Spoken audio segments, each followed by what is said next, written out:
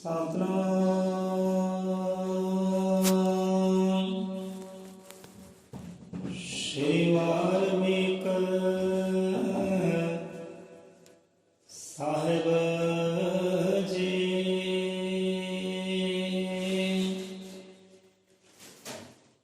ਵੋਹੀ ਏਕ ਬ੍ਰਹਮ ਵੋਹੀ ਏਕ ਬ੍ਰਹਮ ਵੋਹੀ ਏਕ ਬ੍ਰਹਮ ਅਜ਼ਰ ਅਮਰ ਅੰਡੋਲ ਨਿਸ਼ਚਲ ਪੁਰਸ਼ੋਤਮ ਸਰਵਪੂਰਨਮ ਸ਼੍ਰੀ ਗੁਰੂ ਵਾਲਮੀਕ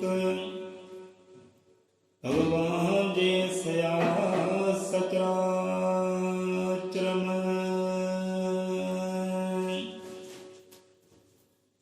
ਸਤਨਾਮ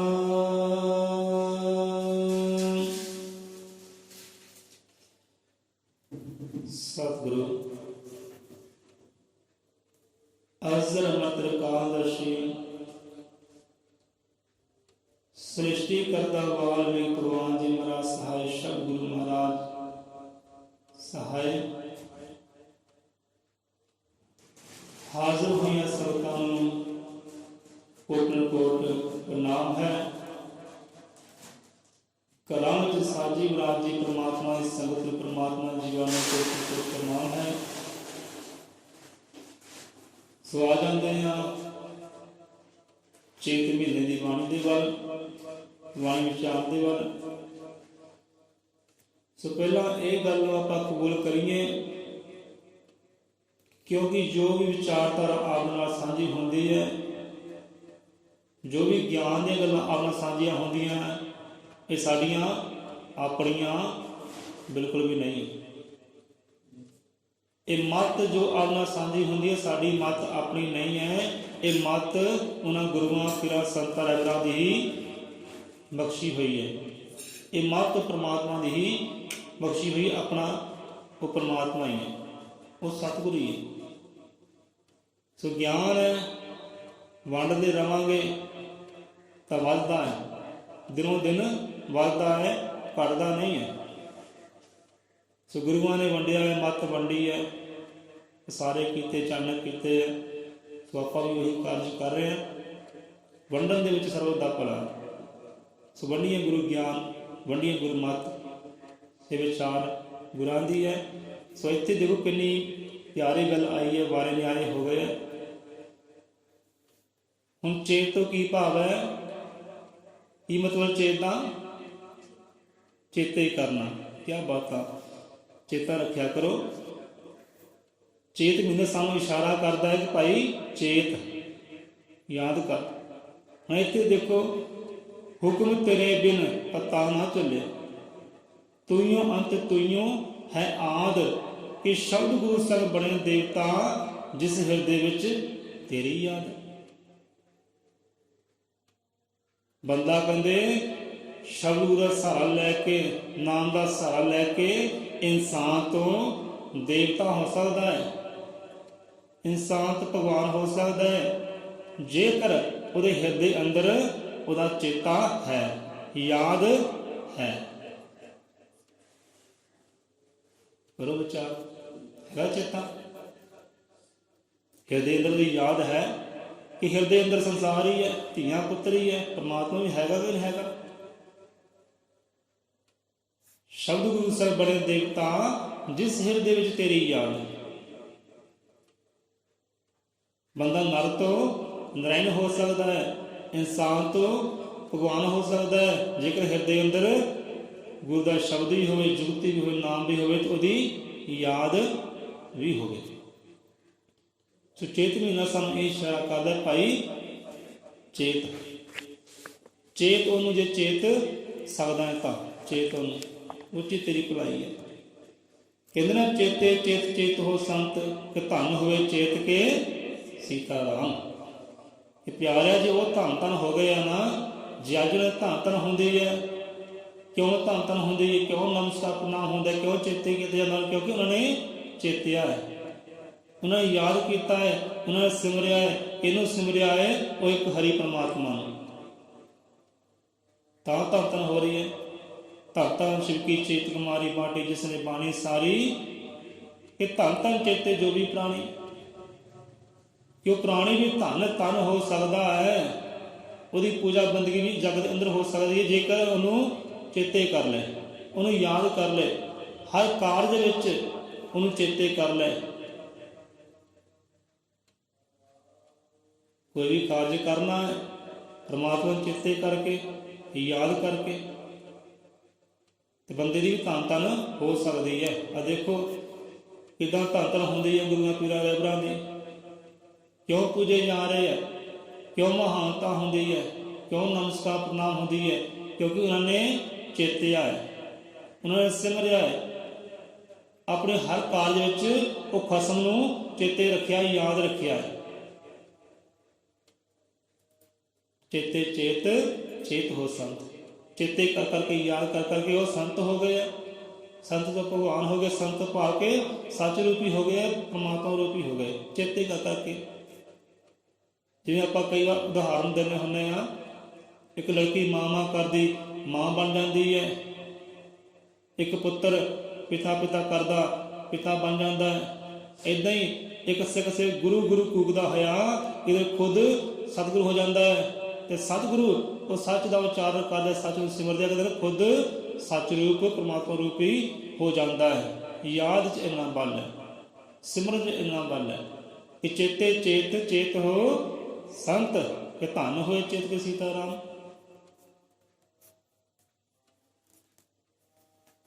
ਸੋ ਵਾਧੇ ਬਾਣੀ ਦੇ ਵੱਲ ਚੇਤ ਮਹੀਨਾ ਸਾਨੂੰ ਇਸ਼ਾਰਾ ਕਰਦਾ ਹੈ, ਭਾਈ ਚੇਤ। ਹੁਣ ਚੇਤ ਮਹੀਨੇ ਪੀਆ ਮਿਲਣ ਦੀ ਹਰ ਹਿਰਦੇ ਵਿੱਚ ਉਪਜੀ ਗੱਲ, ਨਦੀਆਂ ਦਿਲ ਦੀ ਪਿਆਸ ਮਿਟਾਉਣ ਭੱਜੀਆਂ ਜਾਣ ਸਾਗਰ ਦੇ ਵੱਲ।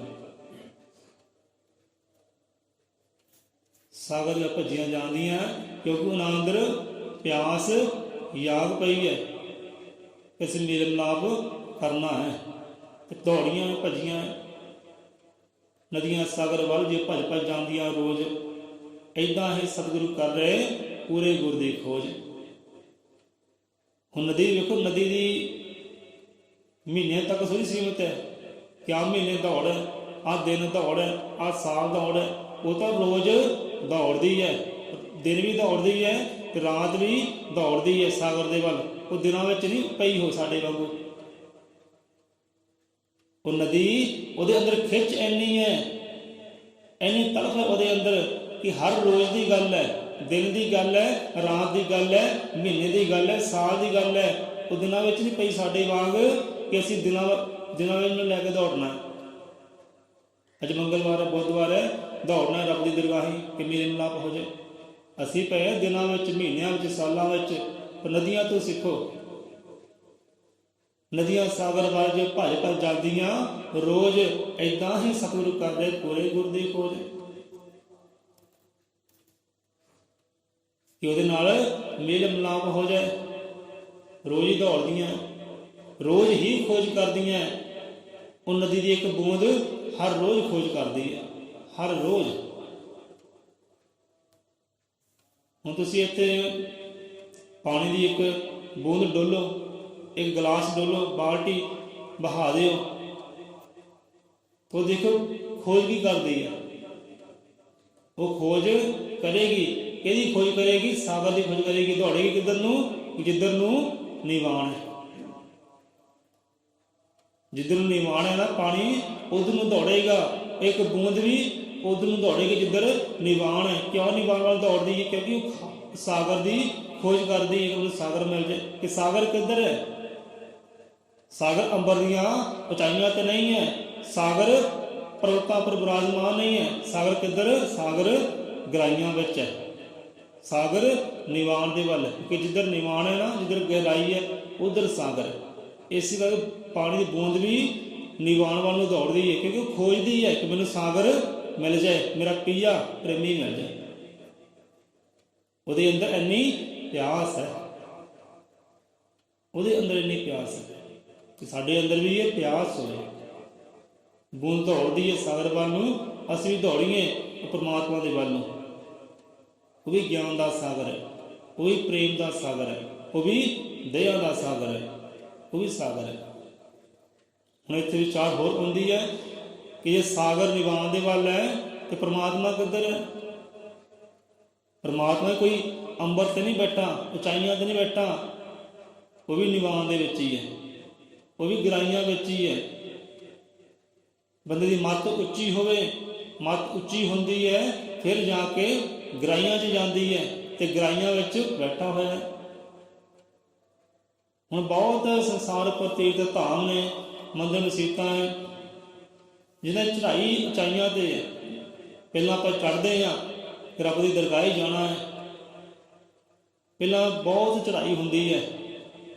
ਤੇ ਉਹ ਮੰਦਰ ਕਿੱਥੇ ਹੁੰਦਾ, ਮਸਜਿਦ ਕਿੱਥੇ ਹੁੰਦੀ ਹੈ? ਗਹਿਰਾਈਆਂ 'ਚ ਹੁੰਦੀ ਹੈ। ਪਹਿਲਾਂ ਚੜ੍ਹਾਈ ਹੁੰਦੀ ਹੈ, ਫਿਰ ਗਹਿਰਾਈ 'ਚ ਜਾ ਕੇ ਘਰ ਹੁੰਦਾ ਹੈ। ਹਰਿਮੰਦਰ ਸਾਹਿਬ ਵੀ ਇੱਦਾਂ ਹੀ ਹੈ, ਵੈਸ਼ਨੋ ਦੇਵੀ ਚਲੇ ਜਾਓ ਉੱਥੇ ਵੀ ਇੱਦਾਂ ਹੀ ਹੈ। ਬੜੇ ਇਹੋ ਜਿਹੇ ਤੀਰਥ ਸਥਾਨ ਹੈ ਜਿਨ੍ਹਾਂ ਦੀ ਚੜ੍ਹਾਈ ਬਹੁਤ ਉਚਾਈ ਹੈ, ਪਰ ਮੰਦਰ ਜਿਹੜਾ ਘਰ ਹੈ ਉਹ ਗਹਿਰਾਈ ਵਿੱਚ ਜਾ ਕੇ ਹੈ। ਮਾਤਾ ਸਾਡੀ ਸ਼ਿਵਬਾੜੀ ਗਏ ਹੋਣਗੇ, ਸ਼ਿਵਬਾੜੀ ਗਏ ਸੀ ਮੈਂ ਤਾਂ। ਹੁਣ ਸ਼ਿਵਬਾੜੀ ਦੀ ਚੜ੍ਹਾਈ ਕਿੰਨੀ ਹੈ? ਬੰਦਾ ਕਹਿੰਦਾ ਚੜ੍ਹਾਈ ਬਹੁਤ ਹੈ, ਤੇ ਮੰਦਰ ਘਰ ਜਿਹੜਾ ਕਿੱਥੇ ਹੈ? ਘਰ ਜਿਹੜਾ ਗਹਿਰਾਈ ਦੇ ਵਿੱਚ ਹੈ। ਪਹਿਲਾਂ ਬਹੁਤ ਚੜ੍ਹਾਈ ਹੈ, ਤੇ ਜੋ ਘਰ ਆਉਂਦਾ ਹੈ, ਦੁਬਾਰਾ ਆਉਂਦਾ ਹੈ, ਉਹ ਗਹਿਰਾਈ ਦੇ ਵਿੱਚ ਹੈ। ਇੱਦਾਂ ਹੀ ਸਾਗਰ ਹੈ, ਇੱਦਾਂ ਹੀ ਪਰਮਾਤਮਾ ਦਾ ਘਰ ਹੈ। ਪਹਿਲਾਂ ਚੜ੍ਹਾਈ ਹੈ ਤੇ ਗਹਿਰਾਈ ਵਿੱਚ ਉਹ ਬੈਠਾ ਹੋਇਆ ਹੈ। ਤੇ ਸਾਡਾ ਹਿਰਦਾ ਵੀ ਇੱਦਾਂ ਹੀ ਹੈ, ਸਾਡੀ ਮੱਤ ਵੀ ਇੱਦਾਂ ਹੀ ਹੈ। ਇੱਥੇ ਅੱਗੇ ਮੱਤ ਦੀ ਗੱਲ ਆਉਣੀ ਹੈ। ਜੇ ਸਾਗਰ ਗਹਿਰਾਈਆਂ 'ਚ ਹੈ ਨਾ, ਤਾਂ ਪਿਆਰਿਆ ਪਰਮਾਤਮਾ ਦੀ ਉਚਾਈਆਂ ਤੇ ਨਹੀਂ ਹੈ, ਉਹ ਵੀ ਦਿਲ ਦੀਆਂ ਗਹਿਰਾਈਆਂ ਵਿੱਚ ਹੈ। ਇੱਧਰ ਦਿਲ ਸਾਗਰ ਹੈ, ਇਹ ਹਿਰਦਾ ਸਾਗਰ ਹੈ, ਇਹ ਗਹਿਰਾਈਆਂ ਵਿੱਚ ਬੈਠਾ ਹੈ, ਉਹ ਗਹਿਰਾਈਆਂ 'ਚ ਬੈਠਾ ਹੈ। ਹੁਣ ਸਤਿਗੁਰਾਂ ਕੋਲ ਪੁੱਛਣਾ ਕਰ ਲਿਆ ਕਿ ਮਹਾਰਾਜ ਰੱਬ ਦਾ ਘਰ ਬਣਾਇਆ ਹੈ, ਹਰਿਮੰਦਰ ਬਣਾਇਆ ਹੈ, ਇਹਦੀ ਉਚਾਈ ਹੋਣੀ ਚਾਹੀਦੀ ਸ਼ਹਿਰ ਦੇ ਨਾਲ ਉੱਚੀ, ਕਿਉਂਕਿ ਉੱਚਾ ਦੁਆਰਾ ਰੱਬ ਦਾ ਦੁਆਰਾ ਹੈ, ਇਹ ਉਚਾਈ ਤੇ ਹੋਣਾ ਚਾਹੀਦਾ ਸੀ। ਪਰ ਜਦੋਂ ਆਪਾਂ ਅੰਦਰ ਇੰਟਰ ਹੁੰਦੇ, ਅੰਦਰ ਦਾਖਲ ਹੁੰਦੇ, ਸਾਨੂੰ ਪੌੜੀਆਂ ਉਤਰਨੀਆਂ ਪੈਂਦੀਆਂ, ਗਹਿਰਾਈ ਜਾਣਾ ਪੈਂਦਾ, ਨੀਵਾਂ ਆਉਣਾ ਪੈਂਦਾ। ਤਾਂ ਇਹ ਕਿਉਂ? ਇਹ ਘਰ ਉਚਾਈ ਤੇ ਹੋਣਾ ਚਾਹੀਦਾ ਸੀ।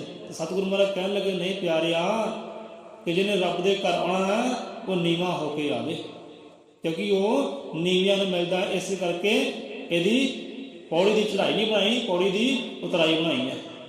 ਹਰਿਮੰਦਰ ਸਾਹਿਬ ਦੀ ਕਹਾਣੀ ਹੈ। ਹੁਣ ਸਤਿਗੁਰੂ ਗਿਆਨਨਾਥ ਮਹਾਰਾਜ ਦੇ ਤਪ ਸਥਾਨ ਹੈ, ਉਹ ਦੇਖੋ, ਉਹ ਕਿੱਥੇ ਹੈ? ਉਹ ਗਹਿਰਾਈ ਵਿੱਚ ਹੈ, 9 ਫੁੱਟ ਡੂੰਘਾਈ ਤੇ ਹੈ, ਬਾਹਰੋਂ ਉੱਚਾ ਹੈ। ਜੇ ਸਤਿਗੁਰ ਦਾ ਦਰਸ਼ਨ ਦਾਰੇ ਕਰਨ ਵਾਸਤੇ ਨੇ ਜਿਹੜੇ ਤਪ ਸਥਾਨ ਸਰੂਪ ਬਣਿਆ ਹੋਇਆ, ਤਪ ਕੀਤਾ, ਬਾਣੀ ਸਾਹਿਬ ਬੰਦਗੀ ਕੀਤੀ ਹੈ, ਉਹ 9 ਫੁੱਟ ਡੂੰਘਾਈ ਵਿੱਚ ਉਹ ਸਰੂਪ ਵਿਰਾਜਮਾਨ ਹੈ। 9 ਫੁੱਟ ਥੱਲੇ ਉਤਰਨਾ ਪੈਂਦਾ, ਪੌੜੀਆਂ ਲੱਗੀਆਂ ਥੱਲੇ ਉਤਰਨ ਵਾਸਤੇ। ਬਸ ਇਹੀ ਨਿਸ਼ਾਨੀ ਹੈ ਕਿ ਰੱਬ ਦੇ ਘਰ ਆਉਣਾ ਹੈ ਪਿਆਰਿਆ, ਨੀਵਾਂ ਹੋ ਕੇ ਆ, ਨਿਵਾਣਾ ਬਣ ਕੇ ਆ, ਕਿਉਂਕਿ ਉਹ ਨੀਵਿਆਂ ਨੂੰ ਮਿਲਦਾ ਹੈ, ਉੱਚਿਆਂ ਨੂੰ ਨਹੀਂ ਮਿਲਦਾ। ਕਿ ਨਿਵਾਣਾ ਬਣ ਕੇ ਆ। ਸਾਗਰ ਗਹਿਰਾਈਆਂ ਵਿੱਚ ਹੈ ਤੇ ਰੱਬ ਦੀ ਦਰਗਾਹ ਵੀ ਗਹਿਰਾਈਆਂ ਵਿੱਚ ਹੀ ਹੈ। ਤੇ ਨੀਵਾਂ ਹੋ ਕੇ ਆ, ਨਿਵਾਣਾ ਬਣ ਕੇ ਆ। ਸੋ ਵੱਧਦੇ ਅੱਗੇ ਕਿ ਨਦੀਆਂ ਦਿਲ ਦੀ ਪਿਆਸ ਮਿਟਾਵਣ ਭੱਜੀਆਂ ਜਾਣ ਸਾਗਰ ਦੇ ਵੱਲ। ਹੁਣ ਉਹਨਾਂ ਅੰਦਰ ਖਿੱਚ ਪੈਦਾ ਹੋਈ ਹੈ, ਉਹਨਾਂ ਅੰਦਰ ਪਿਆਸ ਪੈਦਾ ਹੋਈ ਹੈ, ਤੇ ਦੌੜੀਆਂ ਦਿਨ ਰਾਤ ਦੌੜਦੀਆਂ, ਦਿਨ ਰਾਤ ਦੌੜਦੀਆਂ ਹੈ। ਹੁਣ ਕੱਲ੍ਹ ਦੀ ਕਥਾ ਕਹਾਣੀ ਲੈ ਲੈਂਦੇ ਆ। ਹੁਣ ਇਹੀ ਤੜਫ, ਇਹੀ ਪਿਆਸ ਉਹ ਸਾਧਕ ਦੇ ਹਿਰਦੇ ਅੰਦਰ ਜਾਗੀ। ਇਹਦੇ ਪਰਮ ਪਿਤਾ ਪਰਮਾਤਮਾ ਨੂੰ ਸਮਝਾਉਣਾ ਕਰਦੇ ਨੇ ਬਾਣੀ ਅੰਦਰ ਕਿ ਜਿਸ ਜਗਿਆਸੂ ਦੇ ਹਿਰਦੇ ਅੰਦਰ, ਜਿਸ ਜੀਵ ਦੇ ਹਿਰਦੇ ਅੰਦਰ ਆਪਣੇ ਜਾਨ ਦੀ ਜਿਗਿਆਸਾ ਨਹੀਂ ਉੱਠਦੀ, ਮੇਰਾ ਧਰਮ ਕੀ ਹੈ, ਕਰਮ ਕੀ ਹੈ, ਆਇਆ ਕਿੱਥੋਂ, ਜਾਣਾ ਕਿੱਥੇ ਹੈ, ਮੇਰਾ ਮੂਲ ਤੱਤ ਕੀ ਹੈ, ਮੇਰੀ ਮੰਜ਼ਿਲ ਕੀ ਹੈ, ਇਸ ਸੰਸਾਰ ਤੇ ਕਰਨ ਕੀ ਆਇਆ ਹੈ। ਜਿਹਦੇ ਹਿਰਦੇ ਅੰਦਰ ਇੱਕ ਗਿਆਨ ਉਪਜਦਾ ਹੀ ਨਹੀਂ, ਇਹ ਗੱਲ ਹੀ ਨਹੀਂ ਆਉਂਦੀ, ਉਹ ਜੀਵ ਤਾਂ ਮੁਰਦੇ ਦੇ ਸਮਾਨ ਹੈ, ਉਹ ਮੁਰਦੇ ਦੇ ਸਮਾਨ ਹੈ। ਇਹ ਗੱਲ ਕਹਿੰਦੇ ਪੈਦਾ ਹਰ ਜਿਗਿਆਸੂ ਅੰਦਰ ਹੋਣੀ ਚਾਹੀਦੀ ਹੈ ਕਿ ਮੇਰਾ ਕਰਮ ਕੀ ਹੈ, ਧਰਮ ਕੀ ਹੈ, ਸੰਸਾਰ ਤੇ ਆਇਆ ਕੀ ਕਾਰਨ, ਮੇਰੀ ਮੰਜ਼ਿਲ ਹੈ ਕੀ ਹੈ, ਮੈਂ ਹੈ ਕੌਣ ਹੈ। ਇਹ ਗੱਲ ਪੈਦਾ ਹੋਣੀ ਚਾਹੀਦੀ ਹੈ ਦੇਹੀ ਅੰਦਰ, ਇਹ ਮਨ ਦੇ ਅੰਦਰ, ਮੱਤ ਦੇ ਅੰਦਰ। ਇਹਦੇ ਅੰਦਰ ਗੱਲ ਪੈਦਾ ਨਹੀਂ ਹੁੰਦੀ, ਉਹ ਤਾਂ ਮਰਿਆਂ ਦੇ ਬਰਾਬਰ ਹੈ, ਮੁਰਦਾ ਇਨਸਾਨ ਹੈ। ਇਹ ਪਰਮ ਪਿਤਾ ਪਰਮਾਤਮਾ ਆਦਿਕ ਵੀ ਸਮਝਾਉਣਾ ਕਰਦੇ ਨੇ। ਸੋ ਇੱਥੇ ਪਿਆਸ ਜਾਗੀ ਹੈ। ਪਿਆਸ ਜਾਗੇ ਕਿੱਧਰ ਗਿਆ ਹੈ? ਮਹਾਤਮਾ ਕੋਲ ਗਿਆ ਹੈ। ਕਿ ਧਿਆਨ ਮਹਿਸੂਸ ਨਹੀਂ ਹੁੰਦਾ, ਧਿਆਨ ਅਨੁਭਵ ਨਹੀਂ ਹੁੰਦਾ, ਤਬਦੀਲੀ ਨਹੀਂ ਆਉਂਦੀ। ਕਹਿਣ ਲੱਗੇ ਪਿਆਰਿਓ, ਕਿਸੇ ਨੇ ਤੈਨੂੰ ਮਹਿਸੂਸ ਨਹੀਂ ਕਰਾਉਣਾ, ਕੋਈ ਤੈਨੂੰ ਮਹਿਸੂਸ ਕਰਾ ਨਹੀਂ ਸਕਦਾ, ਕੋਈ ਤੇਰੇ ਅੰਦਰ ਤਬਦੀਲੀ ਲਿਆ ਨਹੀਂ ਸਕਦਾ। ਇਹ ਤੈਨੂੰ ਆਪ ਹੀ ਕਾਰਜ ਕਰਨਾ ਪੈਣਾ। ਇੱਕ ਗੱਲ ਹੋਰ ਹੈ ਕਿ ਤੂੰ ਉਹਨੂੰ ਮਹਿਸੂਸ ਕਰ ਸਕੇ ਕਿ ਕੋਈ ਤੈਨੂੰ ਰੋਕ ਵੀ ਨਹੀਂ ਸਕਦਾ। ਤੂੰ ਆਪਣੇ ਆਪ 'ਚ ਤਬਦੀਲੀ ਲਿਆ ਸਕੇ, ਕੋਈ ਤੈਨੂੰ ਰੋਕ ਵੀ ਨਹੀਂ ਸਕਦਾ। ਹੁਣ ਆਪਾਂ ਦੇਖੋ ਕਿੰਨਾ ਜ਼ੋਰ ਲਾਉਂਦੇ ਆ ਕਿ ਸਾਡਾ ਸਮਾਜ ਬਦਲੇ, ਇਹ ਨੌਜਵਾਨਾਂ ਦੀ ਮੱਤ ਬਦਲੇ, ਬਾਣੀ ਨਾਲ ਜੁੜਨ, ਧਿਆਨ ਨਾਲ ਜੁੜਨ, ਉਹਦੀ ਮਹਿਮਾ ਨਾਲ ਜੁੜਨ। ਪਰ ਸਾਡੇ ਕਹਿਣ ਸੇ ਤਬਦੀਲੀ ਆਉਣੀ ਹੈ। ਇਹ ਬੰਦਾ ਆਪ ਚਾਹੇ ਤਾਂ ਤਬਦੀਲੀ ਆ ਸਕਦੀ ਹੈ, ਆਪ ਕਰੇ, ਯਤਨ ਕਰੇ ਤਾਂ ਮਹਿਸੂਸ ਵੀ ਕਰ ਸਕਦਾ। ਕਹਿੰਦੇ ਪਰਮਾਤਮਾ ਮਹਿਸੂਸ ਨਹੀਂ ਹੁੰਦਾ, ਪਰਮਾਤਮਾ ਦਿਖਾਈ ਨਹੀਂ ਦਿੰਦਾ। ਸਾਨੂੰ ਦਿਖਾਵੋ, ਸਾਨੂੰ ਦਿਖਾਵੋ, ਉਹ ਮਹਿਸੂਸ ਨਹੀਂ, ਦਿਖਾਈ ਨਹੀਂ ਹੁੰਦਾ। ਕੋਈ ਵੀ ਬੰਦਾ, ਕੋਈ ਵੀ ਜੀਵ ਤੁਹਾਨੂੰ ਦਿਖਾ ਨਹੀਂ ਸਕਦਾ, ਮਹਿਸੂਸ ਕਰਵਾ ਨਹੀਂ ਸਕਦਾ। ਇਹ ਤੁਸੀਂ ਆਪ ਹੀ ਹੈ, ਆਪ ਹੀ ਤੁਸੀਂ ਮਹਿਸੂਸ ਕਰ ਸਕਦੇ, ਆਪ ਹੀ ਆਪਣੇ ਅੰਦਰ ਤਬਦੀਲੀ ਲਿਆ ਸਕਦੇ ਹੋ, ਕੋਈ ਨਹੀਂ ਕਰ ਸਕਦਾ। ਹੁਣ ਗੁਰੂ ਮਹਾਰਾਜ ਨਾਮ ਸ਼ਬਦ ਦਿੰਦੇ ਹੈ, ਨਾਮ ਸ਼ਬਦ ਦਿੰਦੇ ਹੈ, ਪਰ ਉਹ ਤੁਹਾਨੂੰ ਮਹਿਸੂਸ ਨਹੀਂ ਕਰਵਾ ਸਕਦੇ ਪਰਮਾਤਮਾ ਹੈ ਕੀ ਹੈ। ਉਹ ਤੁਹਾਨੂੰ ਆਪ ਹੀ ਕਰਨਾ ਪੈਣਾ, ਮਿਹਨਤ ਆਪ ਹੀ ਕਰਨੀ ਪੈਣੀ ਹੈ। ਉਹ ਤੁਹਾਨੂੰ ਤਬਦੀਲ ਨਹੀਂ ਕਰ ਸਕਦੇ। ਤਬਦੀਲ ਹੋਣ ਵਾਸਤੇ ਮਿਹਨਤ ਤੁਹਾਨੂੰ ਆਪ ਨੂੰ ਕਰਨੀ ਪੈਣੀ ਹੈ। ਦੇਖੋ ਤਬਦੀਲ ਹੋਏ ਆ, ਬੜੇ ਲੋਕ ਹੈ ਜੋ ਨਾਮਧਾਰੀ ਹੈ ਪਰ ਤਬਦੀਲੀ ਹੈ ਹੀ ਨਹੀਂ। ਲੱਖ ਵਾਰ ਉਹ ਨਾਮ ਸ਼ਬਦ ਲੈਣ, ਲੱਖ ਵਾਰ ਗੁਰੂ ਧਾਰਨ ਕਰ ਲੈਣ, ਪਰ ਗੁਰੂ ਧਾਰਨ ਕਰਨ ਨਾਲ ਤਬਦੀਲੀ ਨਹੀਂ ਆਉਣੀ। ਤੂੰ ਆਪ ਮਿਹਨਤ ਕਰ, ਆਪ ਧਿਆਨ ਕਰ, ਤਾਂ ਤਬਦੀਲੀ ਆ ਸਕਦੀ ਹੈ।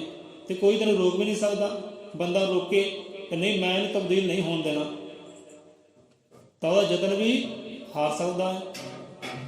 ਜੇ ਬੰਦਾ ਚਾਹੇ ਮੈਂ ਤਬਦੀਲੀ ਕਰਨੀ ਹੈ, ਤਬਦੀਲੀ ਕਰ ਸਕਦਾ ਹੈ, ਆਪ ਹੀ ਕਰ ਸਕਦਾ ਹੈ, ਕੋਈ ਰੋਕ ਨਹੀਂ ਸਕਦਾ। ਸੋ ਕਹਿਣ ਲੱਗੇ ਕਿ ਪਿਆਰੇ ਤੇਰੇ ਅੰਦਰ ਤਬਦੀਲੀ ਆਈ ਹੈ, ਤੇਰੇ ਅੰਦਰ ਸਵਾਲ ਪੈਦਾ ਹੋਇਆ ਹੈ, ਪਿਆਸ ਪੈਦਾ ਹੋਈ ਹੈ, ਤੇਰੇ ਅੰਦਰ ਤਬਦੀਲੀ ਆਈ ਹੈ। ਆਪਣੀ ਕਹਾਣੀ ਸੁਣਾਈ ਕਿ ਸਾਡੇ ਅੰਦਰ ਵੀ ਇਹ ਸਵਾਲ ਉੱਠਿਆ ਸੀ ਤੇ ਅੱਜ ਅਸੀਂ ਕਿੱਥੇ ਦੇ ਕਿੱਥੇ ਪਹੁੰਚ ਗਏ ਹਾਂ। ਕਿਤੇ ਸਧਾਰਨ ਸੀ ਤੇ ਕਿਤੇ ਅੱਜ ਮਹਾਤਮਾ ਖਵਾਉਂਦੇ ਆ, ਆਤਮ ਗਿਆਨੀ ਖਵਾਉਂਦੇ ਆ। ਇਹ ਪਿਆਸ ਦੀ ਗੱਲ ਹੈ, ਖਿੱਚ ਦੀ ਗੱਲ ਹੈ। ਸੁਨਦੀਆਂ ਦਿਲ ਦੀ ਪਿਆਸ ਮਿਟਾਉਣ ਭੱਜੀਆਂ ਜਾਣ ਸਾਗਰ ਦੇ ਵੱਲ। ਹੁਣ ਉਹਨਾਂ ਅੰਦਰ ਖਿੱਚ ਉੱਠੀ ਹੈ, ਉਹਨਾਂ ਅੰਦਰ ਪਿਆਸ ਉੱਠੀ ਹੈ, ਉਹ ਕਿੱਧਰ ਦੌੜੀਆਂ ਹੈ? ਸਾਗਰ ਦੇ ਵੱਲ। ਹੁਣ ਬੰਦੇ ਅੰਦਰ ਪਿਆਸ ਉੱਠੇ, ਬੰਦੇ ਅੰਦਰ ਖਿੱਚ ਉੱਠੇ ਕਿ ਮੈਂ ਸਾਗਰ ਰੂਪੀ ਪਰਮਾਤਮਾ ਨੂੰ ਪਾਉਣਾ ਹੈ, ਤੇ ਉਹ ਕਿੱਧਰ ਦੌੜੇ? ਉਹਦੀ ਦੌੜ ਕਿੱਧਰ ਹੋਵੇ? ਮੰਦਰਾਂ ਮਸੀਤਾਂ ਦੇ ਵੱਲ, ਤੀਰਥਾਂ ਦੇ ਵੱਲ, ਦੁਨੀਆਦਾਰੀ ਵੱਲ। ਨਦੀ ਅੰਦਰ ਖਿੱਚ ਜਾਗੀ, ਨਦੀ ਅੰਦਰ ਪਿਆਸ ਜਾਗੀ, ਦੌੜੀਏ ਸਾਗਰ ਦੇ ਵੱਲ। ਤੇ ਜੇ ਬੰਦੇ ਅੰਦਰ ਪਿਆਸ ਜਾਗੇ ਉਹਦੇ ਦਰਸ਼ਨਾਂ ਦੀ, ਉਹ ਸਾਗਰ ਰੂਪੀ ਪਰਮਾਤਮਾ ਦੀ, ਤੇ ਬੰਦਾ ਕਿੱਧਰ ਦੌੜੇ? ਉਹ ਅਗਲੀ ਪੰਕਤੀ ਸਾਨੂੰ ਸਮਝਾਉਣਾ ਕਰਦੀ ਹੈ ਗੁਰੂਆਂ ਦੀ ਕਿ ਭਗਤ ਜਨਾਂ ਦੀ ਨਿਰਮਲ ਬੁੱਧੀ ਕਰਨ ਲਈ ਬ੍ਰਹਮ ਜੋਤ ਦੀ ਭਾਲ, ਕਿ ਸਤਸੰਗ ਰਾਹੀਂ ਜਾ ਜਾ ਜੁੜਦੀ ਮਹਾਂਪੁਰਸ਼ਾਂ ਦਿਆਂ ਚਰਨਾਂ ਨਾਲ। ਭਗਤ ਜਨਾਂ ਦੀ ਨਿਰਮਲ ਬੁੱਧੀ, ਕਹਿੰਦੇ ਬੁੱਧੀ ਨਿਰਮਲ ਹੀ ਹੈ, ਸ਼ੁੱਧ ਪਵਿੱਤਰ ਹੈ। ਜਿਸ ਬੁੱਧੀ ਅੰਦਰ ਸਵਾਲ ਉਤਪੰਨ ਹੁੰਦਾ ਹੈ, ਇਹ ਸਵਾਲ ਆ ਜਾਂਦਾ ਹੈ ਕਿ ਮੇਰਾ ਧਰਮ ਕੀ ਹੈ, ਕਰਮ ਕੀ ਹੈ, ਆਇਆ ਕੀ ਕਰਨਾ ਹੈ। ਉਹ ਬੁੱਧੀ ਸਮਝ ਲਓ ਪਵਿੱਤਰਤਾ ਦੇ ਵੱਲ ਤੁਰ ਪਈ ਹੈ, ਉਹ ਨਿਰਮਲ ਹੋ ਗਈ ਹੈ। ਜਿਹਦੇ ਅੰਦਰ ਸਵਾਲ ਪੈਦਾ ਹੋ ਜਾਂਦਾ ਹੈ ਹੁਣ ਮੇਰੀ ਮੰਜ਼ਿਲ ਹੈ ਕੀ ਹੈ, ਤਾਂ ਮੰਜ਼ਿਲ ਪਾਉਣੀ ਹੈ। ਬੁੱਧੀ ਸਮਝ ਲਓ ਹੁਣ ਨਿਰਮਲ ਹੋ ਗਈ ਹੈ, ਪਵਿੱਤਰਤਾ ਦੇ ਵੱਲ ਤੁਰ ਪਈ ਹੈ। ਜਿਹਦੇ ਅੰਦਰ ਸਵਾਲ ਪੈਦਾ ਹੋ ਜਾਏ ਕਿ ਮੈਂ ਹੈ ਕੌਣ ਹਾਂ, ਧਰਮ ਕੀ ਹੈ, ਕਰਮ ਕੀ ਹੈ, ਸੰਸਾਰ ਕੀ ਹੈ, ਭਗਵਾਨ ਕੀ ਹੈ, ਇਹੋ ਜਿਹੇ ਸਵਾਲ ਦੇ ਅੰਦਰ ਪੈਦਾ ਹੋ ਜਾਣਾ, ਸਮਝ ਲਓ ਜੀ ਬੁੱਧੀ ਅੰਦਰ ਵਿਕਾਸ ਹੋ ਗਿਆ, ਹੁਣ ਪਵਿੱਤਰਤਾ ਦੇ ਵੱਲ ਤੁਰ ਪਈ ਹੈ। ਇਹ ਕੰਮ ਸਾਰਾ ਇਹ ਬੁੱਧੀ ਨਹੀਂ ਕਰਨਾ ਹੈ। ਜੇ ਪਹਿਲਾਂ ਮੈਂ ਵਿਚਾਰ ਕੀਤੇ ਕਿ ਪਰਮਾਤਮਾ ਨੇ ਬੁੱਧੀ ਬਖਸ਼ਿਸ਼ ਕੀਤੀ, ਅਕਲਾਂ ਬਖਸ਼ਿਸ਼ ਕੀਤੀ, ਕਾਹਦੇ ਵਾਸਤੇ ਅਕਲ ਬਖਸ਼ਿਸ਼ ਕੀਤੀ ਹੈ? ਕਿ ਮੈਨੂੰ ਪਾ ਸਕੇ, ਮੇਰੇ ਤੱਕ ਪਹੁੰਚ ਸਕੇ। पहुँचना भी बुद्धि के नाल ही, मत के नाल, अकलों के नाल है। ये अकलां बख्शियां रब ने ताकि बंदा अकलों के नाल जिस रब ने जीवन बख्शा उसकी कर ले भाल। ये विचार किए सन। इत्थे भगत जनां दी निर्बल बुद्धि करन लई ब्रह्म जोत की भाल। नदी ने भाल की सागर की, तुर पई निवाण दे वल। हुण बंदा भाल करना चाहे वो ब्रह्म जोत की, जिहदे जोत विच सदा वास्ते लीन होना है, जिस जोत का वो हिस्सा है। असी परमात्मा की जोत के हिस्से आ कि परमात्मा जोत रूप है, अग्नि रूप है, प्रकाश रूप है। असी उहदी हिस्से ही हाँ। ब्रह्म तो भाव हुंदा परमात्मा, कि परमात्मा जोत रूप है, उसका मुख एक जोत है। कहते ना बुल्ले शाह जी कि उसका मुख एक जोत है, घूंघट है संसार, घूंघट पीछे छुप गया, मुख पे आंचल डाला। परमात्मा जोत रूप है ते असी उस जोत के हिस्से आ, अंग आ। हुण जोत की भाल करनी है, जोत नूं खोजना है। पहला सवाल ये बुद्धि च ही आउंदा है, अकलां च ही आउंदा है। अकल ही दौड़दी उधर नूं, फिर मत ही दौड़दी बंदे दी उधर नूं। पहला विचार मत ही करदी आ। सो मत निर्मल है, वो धन है मत, जिहदे अंदर सवाल पैदा हो जाता है, जिहदे अंदर प्यास जाग पैंदी है। सो भगत चंद्रां दी निर्मल बुद्धि करने लई ब्रह्म जोत की भाल सत संग राहें ज़्यादा जोड़दी महापुरुषों के चरणों नाल। बंदे अंदर प्यास पैदा हुई, खिच पैदा हुई, वो किधर नूं दौड़िया, वो दौड़िया पहला सत्संग दे वल। बंदे का सवाल पैदा होया, खिच पैदा हुई कि परमात्मा ने पाउणा है, उसदी रहमतां नूं पाउणा है। वो फिर दौड़दा है सत्संग दे वल, जिथे सच की गल हुंदी है, वो परमात्मा की गल हुंदी है, उसदी महिमा वढाई हुंदी है। वो फिर सत्संग नाल जुड़ पैंदा है। क्योंकि जिहड़ी मत सानूं सत्संग विच मिल जानी है, वो सानूं दुनियादारी विचों नहीं मिल सकती। कि जिहड़ी सत्संग विच मत मिलनी है, तो ही मत ने सानूं वो रहमतां तक पहुँचाउणा है। ये मत ही साधन बननी है। सत्संग राही ज़्यादा जुड़दी महापुरुषों के चरणों नाल। सत्संग विच बंदा जांदा है तो सत्संग विचों सिक्ख्या मिलती है, सोझी मिलती है, मत मिलती है। मत अंदर विकास होंदा है कि हाँ प्यारे हन तैनूं लोड़ है महापुरख की, किसी तेनों संत की लोड़ है, किसी तेनों गुरु मुर्शद की लोड़ है। क्योंकि उत्थे गुरु मुर्शद साधन है, गुरु मुर्शिद साधन है, उसकी रहमतां तक तेनों ले जा सके, महसूस करा सके। वो साधन महापुरुष है। पहला बुद्धि अंदर की आया, विचार आया, अपने आप का ख्याल आया, फिर जुड़िया जाकर सत्संग के नाल।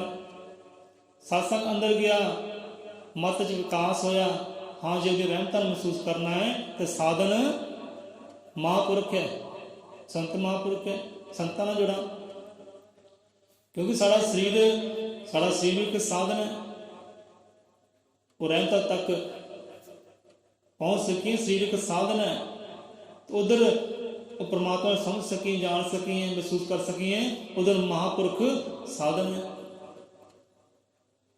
हुण साडे कोल मोबाइल है, साडे कोल मोबाइल है। हुण देखो कोई दूर प्रदेशों में गलबात करनी होवे, दोपहरे भी सानू कॉल आई सी अमेरिका तो, शामी भी आई है। हुण अमेरिका गलबात करनी है तो साधन उत्थे कौन बनेगा? साधन बनेगा फोन। गल करनी है अमेरिका, सत्त समुंदर पार, उन्हें जियां का चेहरा वेखना है तो साधन बनना है मोबाइल। तो गलबात हो सकती है, चेहरा भी वेख सकते हैं। हुण देखो जिहड़ियां मोबाइल दीयां तरंगां है, रेंज जिहड़ी है वो विखाई दिंदी है? नहीं विखाई दिंदी, ना विखाई दिंदी है ना सुनाई दिंदी है, पर फिर भी वो इत्थे मौजूद है, ये करदे अंदर मौजूद है। हुण तुसीं कॉल लगाओ तो सारी गलबात हो जानी है, चेहरा भी दिस पैना है तो गल्लां बातां भी हो जानियां, वो तरंगां राहीं, क्योंकि मोबाइल उत्थे साधन है। मोबाइल साधन है। विचार बड़ा गहरा है। ਕਹਿੰਦੇ ਮਹਾਂਪੁਰਖਾਂ ਦੇ ਚਰਨ ਨਾਲ ਕਿਉਂ ਜੁੜੀਏ? ਸਤਸੰਗ ਰਾਹੀਂ ਜ਼ਿਆਦਾ ਜੁੜਦੀ ਮਹਾਂਪੁਰਸ਼ਾਂ ਦੇ ਚਰਨਾਂ ਨਾਲ। ਕਿ ਮਹਾਂਪੁਰਸ਼ਾਂ ਨਾਲ ਕਿਉਂ? ਸੰਤਾਂ ਮਹਾਂਪੁਰਖਾਂ ਨੇ ਕਿਉਂ? ਕਿਉਂਕਿ ਹਰ ਇੱਕ ਇਨਸਾਨ ਦੀ ਮੱਤ ਦਾ ਆਪਣਾ ਘੇਰਾ ਹੁੰਦਾ ਹੈ, ਆਪਣੀ ਮਰਿਆਦਾ ਹੁੰਦੀ ਹੈ। ਇਨਸਾਨ ਦੀ ਆਪਣੀ ਆਪਣੀ ਮੱਤ ਹੁੰਦੀ ਹੈ। ਸਾਡੀ ਮੱਤ ਕੁਝ ਹੋਰ ਹੈ, ਸਾਹਮਣੇ ਬੰਦਾ ਬੈਠਾ ਹੈ ਉਹਦੀ ਮੱਤ ਕੁਝ ਹੋਰ ਹੈ, ਕੋਈ ਓਹਲੇ ਬੈਠਾ ਹੈ ਉਹਦੀ ਮੱਤ ਕੁਝ ਹੋਰ ਹੈ। ਜਿੰਨਾ ਕਿਸੇ ਨੇ ਪੜ੍ਹਿਆ ਹੈ ਉਨੀ ਕੁ ਉਹਦੀ ਮੱਤ ਹੈ, ਜਿੰਨਾ ਕਿਸੇ ਨੇ ਸੁਣਿਆ ਹੈ ਉਨੀ ਉਹਦੀ ਮੱਤ ਹੈ, ਜਿੰਨਾ ਕੁ ਮਹਿਸੂਸ ਕੀਤਾ ਹੈ ਜਾਣਿਆ ਸੰਸਾਰ ਨੂੰ ਉਨੀ ਕੁ ਉਹਦੀ ਮੱਤ ਹੈ। ਉਹਦੀ ਮੱਤ ਦਾ ਇੱਕ ਘੇਰਾ ਹੁੰਦਾ ਹੈ। ਜਦੋਂ ਉਹੀ ਮੱਤ ਸਤਸੰਗ ਨਾਲ ਜੁੜਦੀ ਹੈ, ਸਤਸੰਗ ਨਾਲ ਮਹਾਂਪੁਰਸ਼ਾਂ ਗੁਰੂਆਂ ਨਾਲ ਜੁੜਦੀ ਹੈ, ਉਹ ਮੱਤ ਦੇ ਫਿਰ ਘੇਰੇ ਸਾਰੇ ਸਾਰੇ ਟੁੱਟ ਜਾਂਦੇ ਆ। ਉਹ ਫਿਰ ਇੱਕ ਸੀਮਾ ਵਿੱਚ ਨਹੀਂ ਰਹਿੰਦੀ, ਅਸੀਮਤ ਹੋ ਜਾਂਦੀ ਹੈ ਫਿਰ ਮੱਤ। ਤੇ ਉਹੀ ਮੱਤ ਫਿਰ ਸਾਨੂੰ ਉਹ ਸਰਮੱਥ ਤੱਕ ਲੈ ਕੇ ਜਾਂਦੀ ਹੈ। ਸਮਰਥ ਭਾਵ ਉਹ ਪਰਮਾਤਮਾ। ਜੇ ਗੁਰੂਆਂ ਨਾਲ ਮੱਤ ਜੋੜਦੀ ਹੈ ਨਾ, ਗੁਰੂਆਂ ਦੀ ਮੱਤ ਧਾਰਨ ਕਰਦੇ ਆ, ਤੇ ਉਹੀ ਮੱਤ ਫਿਰ ਸਾਨੂੰ ਸਮਰੱਥ ਤੱਕ ਲੈ ਕੇ ਜਾਂਦੀ ਹੈ। ਹੁਣ ਦੇਖੋ, ਜਿਹੜਾ ਬੱਚਾ 5ਵੀਂ ਕਲਾਸ 'ਚ ਪੜ੍ਹਦਾ ਹੈ, ਉਹਨੂੰ ਕਹੋ ਕਿ ਭਾਈ ਤੁਸੀਂ 6ਵੀਂ ਕਲਾਸ ਦੀ ਆ 5ਵਾਂ ਪਾਠ ਸੁਣਾਓ, ਕਿਉਂ ਸੁਣਾਵੇਗਾ?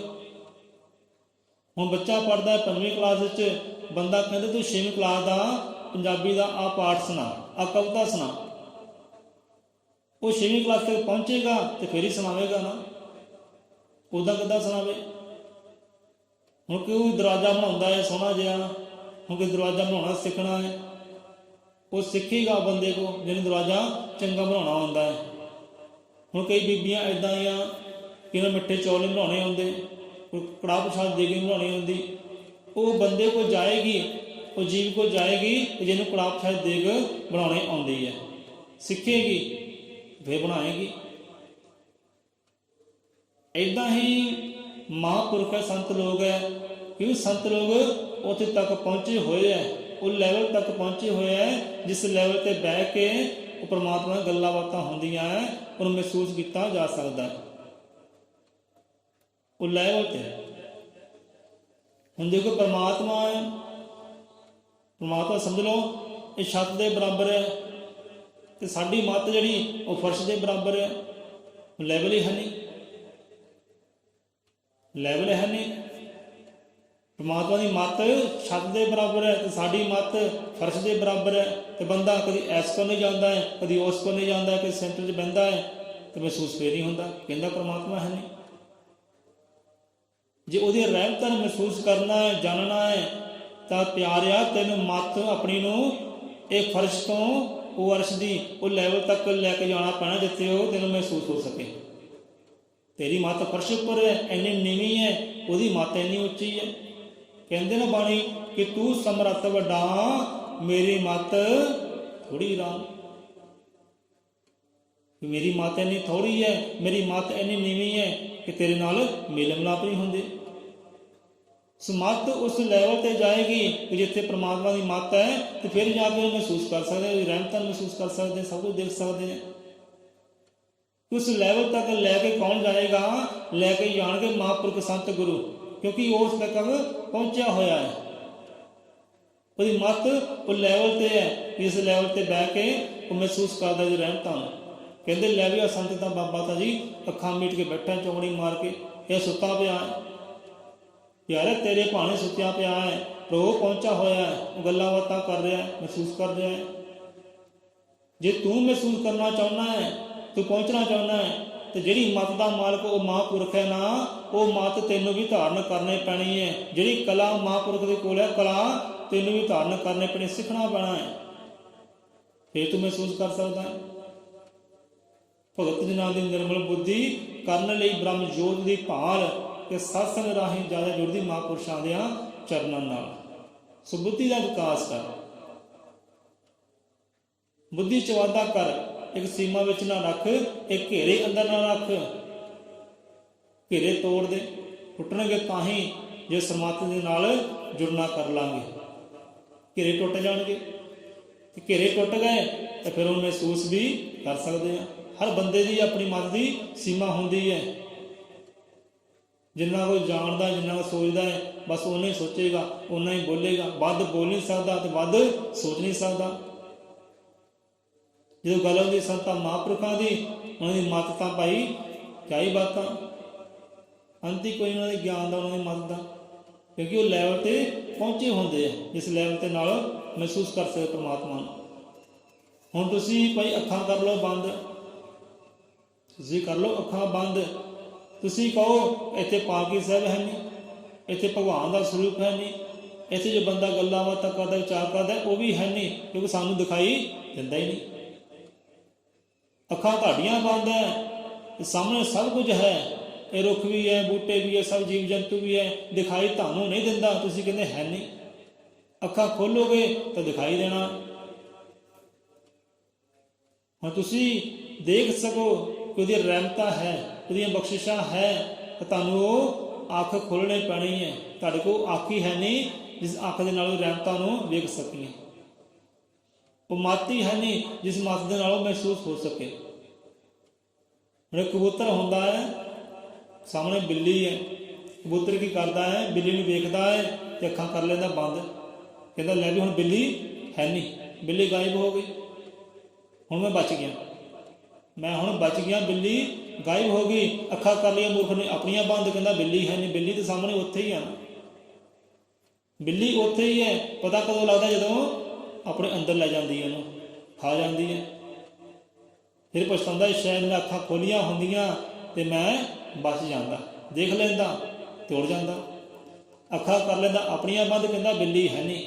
ਇੱਦਾਂ ਹੀ ਬੰਦੇ ਦੇ ਹਾਲਾਤ ਹੈ, ਅੱਖਾਂ ਆਪਣੀਆਂ ਬੰਦ ਹੈ ਤੇ ਕਹਿੰਦਾ ਪਰਮਾਤਮਾ ਦੀਆਂ ਰਹਿਮਤਾਂ ਹੈ ਨਹੀਂ, ਪਰਮਾਤਮਾ ਹੈ ਨਹੀਂ। ਕਿ ਪਿਆਰੇ ਤੋਂ ਇੱਦਾਂ ਕਹਿ ਕਿ ਮੇਰੀਆਂ ਅੱਖਾਂ ਹੈ ਨਹੀਂ ਕਿ ਉਹਨੂੰ ਮੈਂ ਵੇਖ ਸਕਾਂ, ਉਹਨੂੰ ਮਹਿਸੂਸ ਕਰਾਂ, ਮੇਰੀ ਮੱਤ ਹੀ ਹੈ ਨਹੀਂ ਮੈਨੂੰ ਮਹਿਸੂਸ ਕਰ ਸਕਾਂ। ਸੋ ਮੱਤ ਹੈ ਬੰਦੇ ਦੀ ਜਿਹੜੀ ਮਹਿਸੂਸ ਕਰਵਾ ਸਕਦੀ ਹੈ, ਜਿਹੜੀ ਵਿਖਾ ਸਕਦੀ ਹੈ। ਤੇ ਮੱਤ ਦਾ ਵਾਧਾ ਕਿੱਦਾਂ ਹੋਣਾ ਹੈ? ਮਹਾਂਪੁਰਖਾਂ ਦੇ ਚਰਨਾਂ ਨਾਲ ਜੁੜ ਕੇ, ਗੁਰੂ ਦੇ ਚਰਨਾਂ ਨਾਲ ਜੁੜ ਕੇ। ਕਿਉਂਕਿ ਗੁਰੂ ਦੇ ਕੋਲ ਉਹ ਮੱਤ ਹੈ,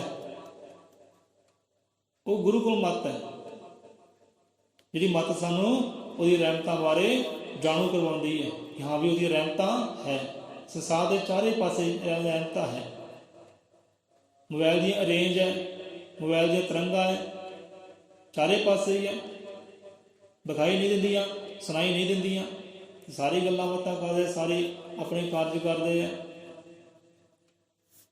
ਸੋ ਇੱਦਾਂ ਜਿਹਦੇ ਅੰਦਰ ਪਿਆਸ ਜਾਗਦੀ ਹੈ, ਖਿੱਚ ਜਾਗਦੀ ਹੈ, ਉਹ ਫਿਰ ਦੌੜੇ ਗੁਰੂਆਂ ਦੇ ਵੱਲ, ਗੁਰੂ ਦੇ ਚਰਨਾਂ ਵੱਲ। ਕਿਉਂਕਿ ਗੁਰੂ ਜਿਹੜਾ ਉਸ ਤੱਕ ਪਹੁੰਚਿਆ ਹੋਇਆ ਹੈ, ਤੇ ਜਿਹੜਾ ਉਸ ਤੱਕ ਪਹੁੰਚਿਆ ਹੋਇਆ ਨਾ, ਉਹੀ ਤੁਹਾਨੂੰ ਮਹਿਸੂਸ ਕਰਵਾ ਸਕਦਾ ਹੈ, ਉਹੀ ਮੇਲ ਮਿਲਾਪ ਕਰਵਾ ਸਕਦਾ ਹੈ, ਜਿਹੜਾ ਪਹੁੰਚਿਆ ਹੋਇਆ ਹੈ, ਜਿਹਦੇ ਕੋਲ ਕਲਾ ਹੈ। ਹੁਣ ਬੰਦਾ ਦੇਖੋ ਹਰ ਕਾਰਜ ਸਿੱਖਦਾ ਹੈ, ਕਲਾ ਸਿੱਖਦਾ ਹੈ, ਤੇ ਪਰਮਾਤਮਾ ਉਹਨੇ ਸਿੱਖਿਆ ਥੋੜ੍ਹੀ ਕੋਈ, ਉਹਨੇ ਕੁਝ ਵੀ ਸਿੱਖਿਆ ਨਹੀਂ ਹੈ, ਕਿਉਂਕਿ ਉਹਨੇ ਰਚਨਾ ਕੀਤੀ ਹੈ, ਉਹਨੇ ਸਾਜਿਆ ਹੈ। ਕਿਉਂਕਿ ਉਹਨੇ ਸਾਜਿਆ ਹੈ, ਉਹਨੂੰ ਪਤਾ ਹੈ ਕਿੱਥੇ ਮੈਂ ਕੀ ਸਾਜਿਆ ਤੇ ਕਿੱਥੇ ਕਿਹੜੀ ਚੀਜ਼ ਕਿਹੜਾ ਕਾਰਜ ਕਰਦੀ, ਉਹਨੂੰ ਸਾਰੇ ਪਤਾ ਹੈ, ਉਹਨੂੰ ਸਿੱਖਣ ਦੀ ਲੋੜ ਨਹੀਂ ਹੈ। ਸੋ ਸਤਿਗੁਰ ਹੈ, ਸਤਿਗੁਰ ਦੇ ਕੋਲ ਕਲਾ ਹੈ, ਮਹਾਂਪੁਰਖ ਦੇ ਕੋਲ ਕਲਾ ਹੈ। ਸੋ ਮਹਾਂਪੁਰਖ ਦੇ ਕੋਲ ਸਿੱਖੀਏ, ਮਹਾਂਪੁਰਖ ਕੋਲ ਲਈਏ ਮੱਤ, ਉਹ ਮੱਤ ਲੈ ਕੇ ਜਾਗਲ ਹੋਣਾ ਕਰੀਏ ਆਪਣੀ ਮੱਤ ਦਾ, ਤਾਂ ਜੋ ਵਾਧਾ ਹੋਵੇ। ਉਹੀ ਮੱਤ ਤੁਹਾਨੂੰ ਮਹਿਸੂਸ ਕਰਵਾ ਸਕਦੀ ਹੈ ਕਿ ਹਾਂ ਵੀ ਪਰਮਾਤਮਾ ਦੀ ਰਹਿਮਤਾਂ ਹੈ। ਉਹ ਸਤਸੰਗ ਦੇ ਅੰਦਰ ਹੀ ਹੈ, ਮਹਾਂਪੁਰਖਾਂ ਦੇ ਝੋਲੀ ਅੰਦਰ ਹੀ ਹੈ। ਭਗਤ ਜਨਾਂ ਦੀ ਨਿਰਮਲ ਬੁੱਧੀ ਕਰਨ ਲਈ ਬ੍ਰਹਮ ਜੋਤ ਦੀ ਭਾਲ, ਸਤਸੰਗ ਰਾਹੀਂ ਜਾਗਾਂ ਜੁੜਦੀ ਮਹਾਂਪੁਰਸ਼ਾਂ ਦਿਆਂ ਚਰਨਾਂ ਨਾਲ। ਇਸ ਲਈ ਭਾਈ ਗੁਰੂਆਂ ਨੇ, ਰਹਿਬਰਾਂ ਨੇ, ਪੀਰਾਂ ਫਕੀਰਾਂ ਨੇ ਸਤਸੰਗ ਦੀ ਮਹਿਮਾ ਕੀਤੀ ਹੈ ਕਿ ਭਾਈ ਸਤਸੰਗ ਨਾਲ ਜੁੜ, ਤੇਰੀ ਬੁੱਧੀ ਅੰਦਰ ਵਿਕਾਸ ਹੋਵੇ, ਤੇਰੀ ਬੁੱਧੀ ਅੰਦਰ ਵਾਧਾ ਹੋਵੇ, ਤੇਰੀ ਬੁੱਧੀ ਨਿਰਮਲ ਹੋਵੇ, ਪਵਿੱਤਰ ਹੋਵੇ। ਇਹੀ ਪਵਿੱਤਰ ਬੁੱਧੀ ਫਿਰ ਪਰਮਾਤਮਾ ਵੱਲ ਲਿਜਾਣ ਵਾਲੀ ਹੈ। ਜੁੜ ਤੂੰ ਸਤਸੰਗ ਦੇ ਨਾਲ, ਸਤਸੰਗ ਰਾਹੀਂ ਜਾ ਜੁੜਦੀ ਮਹਾਂਪੁਰਸ਼ਾਂ ਦੇ ਚਰਨਾਂ ਨਾਲ। ਪਹਿਲਾਂ ਬੁੱਧੀ ਅੰਦਰ ਸਵਾਲ ਪੈਦਾ ਹੋਇਆ, ਖਿੱਚ ਪੈਦਾ ਹੋਈ, ਫਿਰ ਸਤਸੰਗ ਵੱਲ ਗਿਆ, ਉਹ ਹੱਕ ਦੇ ਵੱਲ ਗਿਆ, ਤੇ ਫਿਰ ਉੱਥੇ ਜਾ ਕੇ ਸੰਤਾਂ ਦੇ ਨਾਲ, ਗੁਰੂਆਂ ਦੇ ਨਾਲ ਮੇਲ ਮਿਲਾਪ ਹੋਏ। ਫਿਰ ਗੁਰੂਆਂ ਨੇ ਮੱਤ ਦਿੱਤੀ, ਨਾਮ ਦੀ ਦਿੱਤੀ ਜਾਗ, ਮੱਤ 'ਚ ਹੋਇਆ ਵਾਧਾ। ਫਿਰ ਉਹੀ ਮੱਤ ਸਾਨੂੰ ਉਸ ਸਰਮੱਤ ਤੱਕ ਲੈ ਕੇ ਪਹੁੰਚੀ। ਤੂੰ ਸਮਰੱਥ ਵੱਡਾ, ਮੇਰੀ ਮੱਤ ਥੋੜੀ ਰਾਮ। ਛੇਤੀ ਆਪਾਂ ਵਿਸ਼ਰਾਮ ਲੈਂਦੇ ਹਾਂ। ਅਗਲੀ ਕਥਾ ਕਹਾਣੀ ਕੱਲ ਕਰ ਲਵਾਂਗੇ। ਬੋਲੇ ਸੋ ਨਿਰਭੈ ਅਜਰ ਮਤਿ ਕਾਲਦਰਸ਼ੀ ਸ੍ਰਿਸ਼ਟੀ ਕਰਤਾ ਵਾਲਮੀਕ ਦਇਆਵਾਨ ਜੀ ਕੀ ਜੈ।